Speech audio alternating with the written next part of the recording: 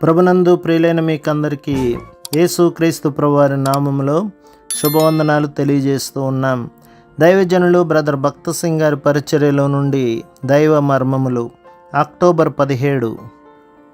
ఆయన మరణ విషయములో సమానానుభవము గలవాడనై ఆయనను ఆయన పునరుత్థాన బలమును ఎరుగు నిమిత్తమును ఆయన శ్రమలలో పాలివాడనగుట ఎట్టిదో ఎరుగు నిమిత్తమును సమస్తమును నష్టపరుచుకొని వాటిని పెంటతో సమానముగా నించుకొనుచున్నాను.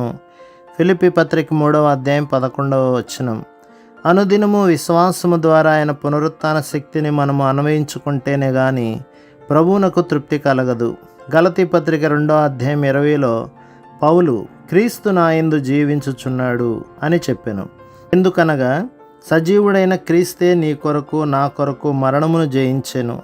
ఆయన పునరుత్థాన శక్తి అందరి విశ్వాసము ద్వారా అనుదినము మనము శోధనలను జయించుటకు సజీవుడైన క్రీస్తే మన యందు జీవించుచున్నాడు. పౌలు, అపోల్లో, తిమోతి మొదలగు వారి ద్వారా ఎఫెసులోనున్నవారు బోధించబడినను క్రీస్తును మృతులలో నుండి లేపుటలో దేవుడు ప్రత్యక్షపరిచిన శక్తి యొక్క అపరిమితమైన మహాత్మ్యం ఎట్టిదో మీరు తెలుసుకొనవలెనని పౌలు వారి కొరకు ప్రార్థించెను. ఎఫెసీ పత్రిక 1వ అధ్యాయం 16 నుండి 20 వరకు. అతడెందుకట్లు ప్రార్థించెను? ఎఫెసీ పత్రిక 1వ అధ్యాయం 3లోనతడు మన ప్రభువైన యేసుక్రీస్తు యొక్క తండ్రియగు దేవుడు స్తుతింపబడునుగాక. ఆయన క్రీస్తునందు పరలోక విషయములలో ఆత్మ సంబంధమైన ప్రతి ఆశీర్వాదమును మనకు అనుగ్రహించును అని చెప్పెను. అట్టి ఆశీర్వాదము నిమిత్తము ఆయన పునరుత్థాన శక్తి మనలోనికి ఎట్టు రాగలదో మనము నేర్చుకొనవలెను.